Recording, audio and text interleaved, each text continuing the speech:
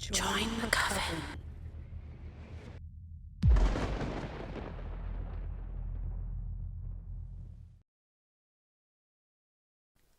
I'm a photographer specializing in remote wilderness expeditions.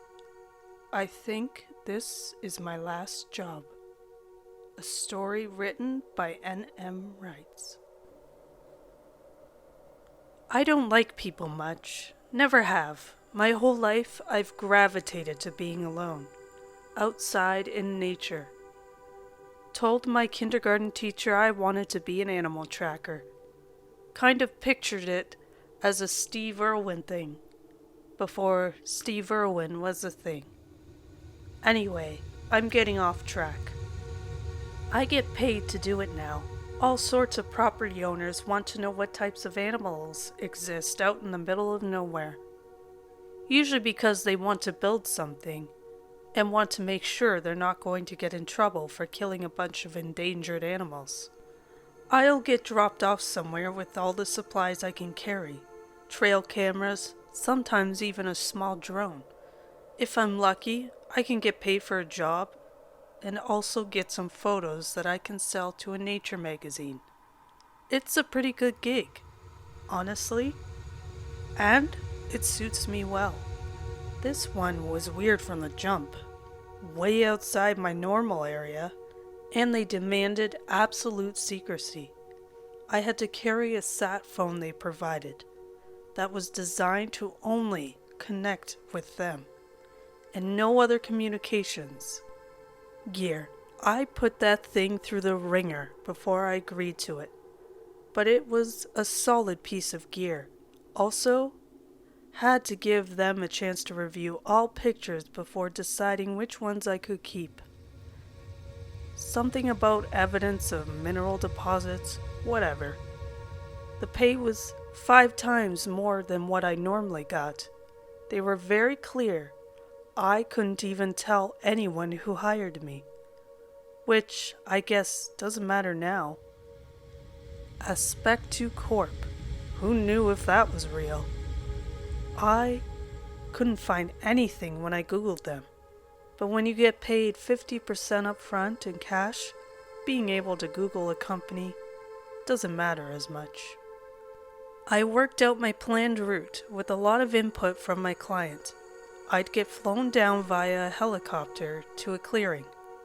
I'd work my way up a game trail nearby, around a lake, leaving some trail cameras. Then I'd work my way north along a river until I reached another clearing where they would drop some additional food for me and take copies of my photos so far.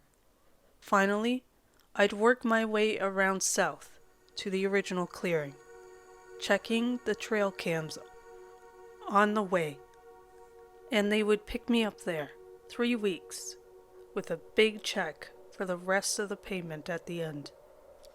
They were big on planning for emergencies too. Said if anything happened, I should get to the closest of the 2 clearings and call for help. Whatever happens though, I wasn't to cross a stream to the south of the clearing I'd be dropped in. The stream, for whatever reason, was a boundary I was not to pass under any circumstances. Whatever, not a huge deal. This company was paying enough to set some weird rules. Travel was a breeze. I got picked up right on schedule, black car to a private jet to a helicopter pad on the edge of the world. Nothing below me but green as far as the eye could see, carved through with rivers and lakes, nothing man-made, not a single road I could see anywhere. The pilot looks like an ex-military guy, with a lean build, short haircut, and a company polo. It had a little rocker on the sleeve that said, Nec Divinos. I asked him what it meant and he brushed me off. Fine. I don't like small talk either. Getting dropped off here was a sensation I'll never forget. I'm used to being alone in the middle of the woods. But this place unsettled me. I felt like I was being watched from the second my feet hit the ground. unseen eyes dotting the dark forest surrounding me. I choked down the unease creeping up in my throat and got to work. I'm a professional, and the feeling faded quickly enough. I was alone in the world, the most comfortable place for me to be. No sound but the birds in the trees and the leaves crunching under my feet. Started my first hike up around the lake, dropped 3 trail cams, worked my way up and around. The place buzzed with life. I got tons of photos, slept each night in my tent, felt great. It was the second night when I realized something was off. I woke up to a start, realizing my fire had gone out. It took me a second to realize what really woke in me, the sense that I wasn't alone. I've honed this over time. It was always good to recognize the feeling when a predator had entered your space to figure out if you were lunch or not. Some lizard brain stuff that evolution gave us, and modern life tries every day to dull. I took out my flashlight and peeked out of the tent. I could vaguely see a shape about 20 feet from my tent in the moonlight. I opened the tent and flicked the flashlight on, and immediately dropped it from the shock. The flashlight rolled off my foot and I lunged for it, grabbing it and aiming it back at the woods that were now empty. In that moment though, where the light hit it, I knew what I had seen. A man dressed all in black robes. I paced around my tent scanning the woods, but he was nowhere to be seen. How had someone gotten out here in the middle of nowhere? No electricity, no roads. Hell, I had been flown in via helicopter. Who the hell could sneak up on me and then vanish like this? I didn't see any further sign of my nighttime visitor as I circled back for the trail cams and started up the river. I downloaded the photos I had gotten with them and flipped through them one night, quickly, so I could keep my battery from running low. A lot of deer, some elk, the back end of what might have been a wolf. I paused on one though. The picture was blurry, but almost looked like a man. At least the top did. The bottom half looked like an elk. I tried to sharpen the picture, but it didn't work. I decided not to use that camera again, in case it was malfunctioning. Still, the picture unsettled me in a way I couldn't quite put a finger on. I picked my way up the river, feeling more uncomfortable the further north I got. The abundant wildlife had faded to nothing. I didn't even see birds here. It seemed like a completely lifeless wilderness, and that scared me. It was the second day when I saw him again. I had rounded a bend and saw him at the far boundary of the woods ahead. He was facing me, and seemed to wait until he was sure I had seen him before stepping back into the trees. I managed to snap a quick photo at a distance before he vanished. The hike north was slow. I took photos to show I was doing something, though I didn't see any sign of life. I still dropped the trail cameras though, just in case. Every night I briefly turned on my computer to look at the blurry photo from the lake, staring at it as if it would make sense. The nights were unsettling. I saw strange lights in the sky that didn't match any meteors or northern lights I had ever seen before.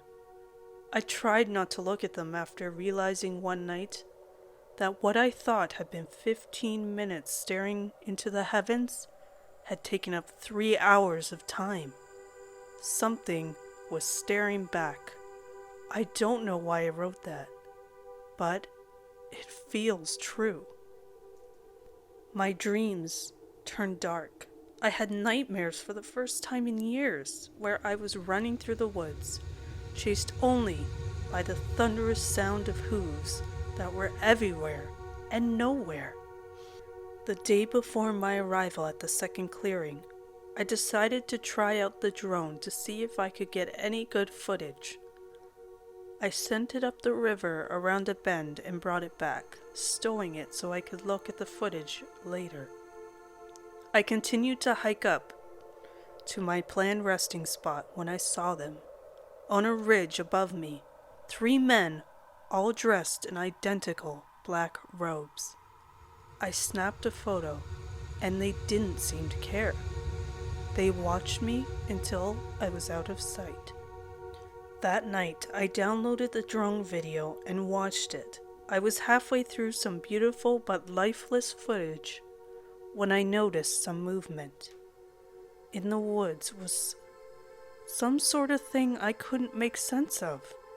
It had the lower body of an elk, but the torso and head of a man, with antlers on top of his head.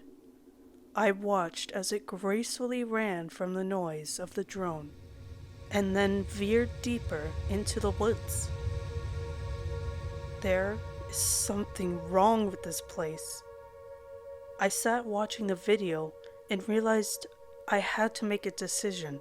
I could turn this over to my employer, say I was sick and needed to get out, even if I forfeited the money for the job. Or I could take the new supplies and head south, get the cameras I left, try and figure out what's happening here.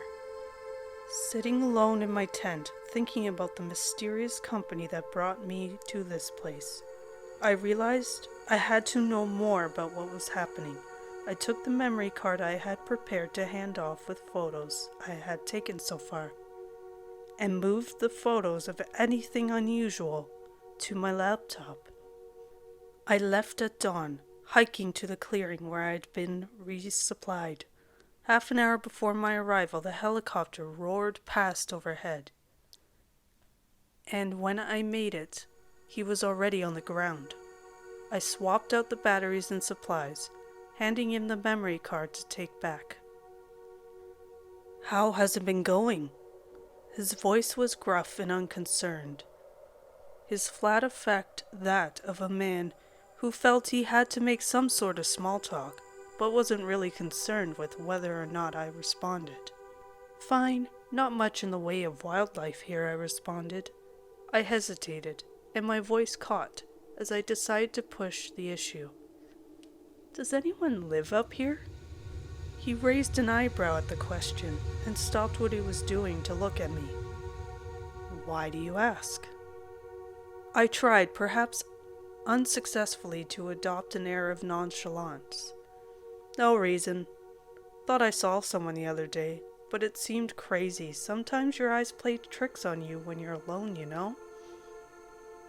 He considered this for a moment and nodded. "Sure, no one is up here. They wouldn't survive the winters, and you won't either if you don't get a move on." He nodded back towards the river, an indication that the conversation was over. I grabbed my gear as he got ready to depart. When I was ready, I turned to him. "I'm going to get moving. Don't want to lose the light." He held up the memory card that I had handed him.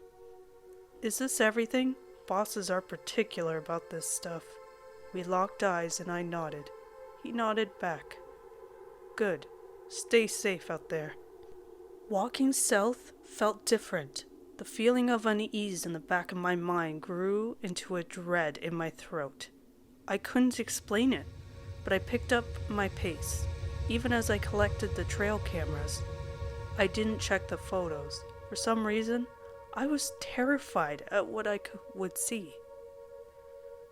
My sightings of the mysterious black-robed men increased. Every time I rounded a bend, there would be one ahead of me. Every time I made the mistake of looking back there would be one in the distance watching me. I hiked with my head down, exhausting myself each day before settling in for the night of horrors in my dreams. I saw giant eyes in the woods watching me. I heard a buzzing sound that grew louder until I couldn't think or move. In one dream, I was tied to a tree, surrounded by the black-robed individuals. Though they just stared at me, they were waiting for something. Still, the nightmares were better than being awake after dark. The night sky blazed with strange lights that I didn't dare do more than glance at. I felt as if I had tumbled off the earth into some alien world, so similar to our own, but one where every twig and leaf had been soaked in danger. The night before I was set to leave, I finally looked through the trail cameras. I organized the photos by camera and then started clicking through. The progress was easier than I imagined. There was really no life to photograph along the river. What I did see were the strange creatures I glimpsed from the drone footage. There were a herd of them. As I stared at the dates, I realized they had grown closer to me as I moved north on the river. They triggered the first camera 3 days after it was set up. But by the time they passed the last camera, they were arriving just hours after me. I paused, listening to the sounds of the night surrounding me, straining for a noise that would indicate I was not alone, but hearing nothing. The nights had grown colder, and the days started to follow suit. I could see my breath as I arrived at the clearing where this journey began. I sat down and picked up my lunch while waiting for the helicopter to arrive. It didn't. As night started to fall, I started to second-guess myself. Had I made better time on the return trip? Was I a day ahead of schedule? I checked the date on my computer and camera. Had I misunderstood? I made my camp and decided to wait until the next morning. By noon the next day, there was still no sign of the helicopter, and I powered on the satellite phone they had provided. The helicopter pilot answered on the first ring, and I felt a relief so strong I couldn't help but break the ice with a joke. You ever have one of those days where you know you're forgetting to do something but can't figure out what? I laughed as I said it. His pause was agonizing, and in that moment my world crumbled. I'm not coming back out, man. I'm sorry. My mind raced, and the words tumbled out in a nervous stream. Stop messing around. When will you be here? His voice sounded forlorn. I'm not. They know you didn't give them all the photos. The file names are numbered. I swore under my breath. They won't let me come back out. But I wanted to be the one to tell you. Anyway, good luck. If I were you, I'd off myself before those things got me. He terminated the call, and my world fell silent. All I could hear was my heartbeat pounding in my ears. I looked back and forth and realized what I had to do. They needed to come get me, and I would make them. I broke camp and headed in the one direction they had told me not to go, due south. I crossed the stream that marked the boundary of where I was told in no uncertain terms not to cross. I paused on the far side of the stream, as if I expected a team of armed guards to materialize. Nothing happened, and I continued south. I picked my way south for 2 days, trying to ration my food while looking for some sort of clue to what I should do next. On the second day, I heard the buzzing noise from my nightmares, and it only got stronger the further south I went. The world seemed to vibrate around me, and I began hallucinating as the volume increased. I saw dead friends and family standing in the trees. Once I saw myself, smiling and pointing into the distance. At first, I thought the building was a hallucination too. I stepped into a clearing in the middle of nowhere, and a squat, concrete structure stood before me. I couldn't imagine how it was constructed. There were no roads to speak of, and it would have taken years to fly out all the materials needed by helicopter, not to mention the equipment and workers. I stepped into the clearing and walked towards the building. The leaves under my feet gave way to something hard. I looked down and realized I was walking on blackened animal bones. As I got closer to the building, the bones gave way to blackened shells that shattered under my feet. A large metal door stood on the front of the building, with words in a language I couldn't recognize. I reached for the door and opened it, marveling at the lights inside and the warmth from the heat. I stepped and closed the door, surprised again at how the buzzing vibration ceased the second the door closed and locked behind me. The building was 4 rooms, a bunk room with 6 beds, a bathroom, a small kitchen, and a large office room with computers and TV screens. The computers were all running on some sort of program I couldn't stop. But I took a hot shower for the first time in weeks and washed my clothes in the sink before hanging them to dry. I laid in a warm bed for the first time in almost a month and drifted off into, thankfully, dreamless sleep. I awoke and took stock of my situation. There were a few cans of food in the kitchen, and it had running water that tasted fine.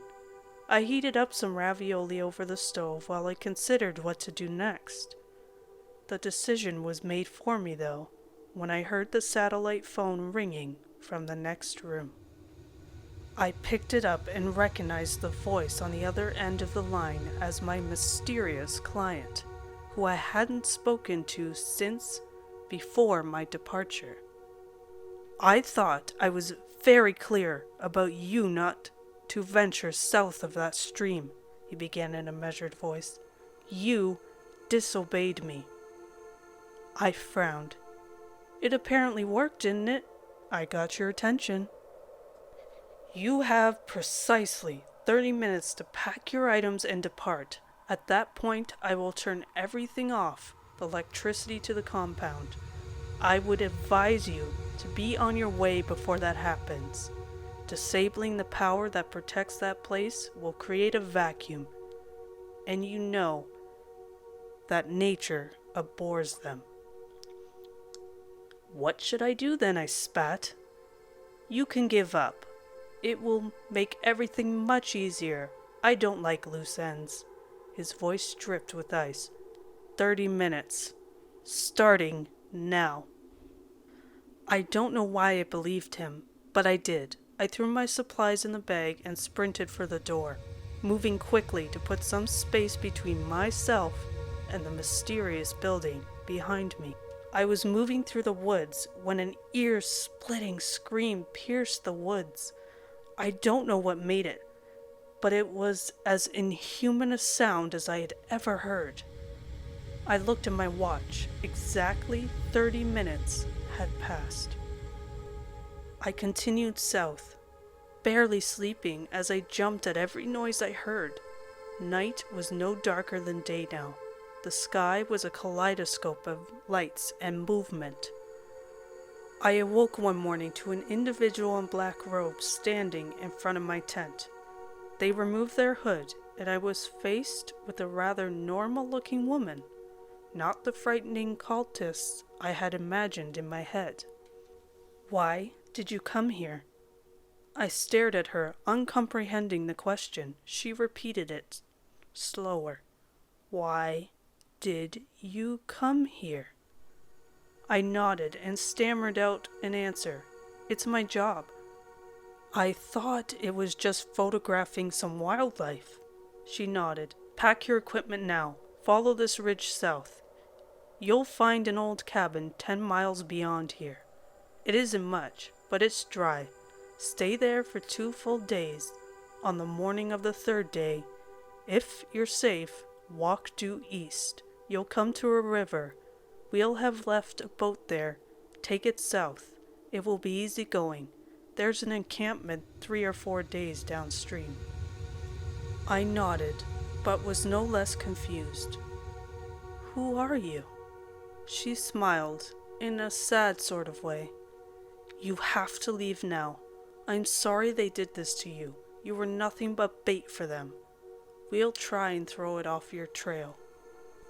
I scrambled to break camp and move. It was right before dark when I arrived at the cabin. It was as advertised. The winters had been rough on it, but it was dry and removed me from the elements. Yesterday passed without incident, and as the sun started to set today, I let myself get my hopes up for the first time. Maybe I could get out of here. Maybe I would survive this. Dusk had settled across the area when I saw it, standing and staring at the cabin. It must have been 10 feet tall, with the antlers on its head, but the man/elk creature stood motionless, watching me. I looked out and saw another, then another. They surrounded the cabin. That was hours ago, and I've been struggling to type this since. They haven't moved once in that time, but they're waiting for something. I can hear the buzzing from my dreams again, and now I realize what I heard coming from that building was not the same sound. It was artificial and synthetic. This noise was alive. It feels like it is coming from the earth itself. Something is coming. I took apart the satellite phone the company gave me. I think I managed to get a weak data connection on here. Might be enough to get this up on a text-only website. Tell people about what happened to me. They've moved now, but they're still here. I can see them in the distance, odd shadows cast off their antlers. I hear something else too. Something unbelievably huge. It's here now. I can see it. It is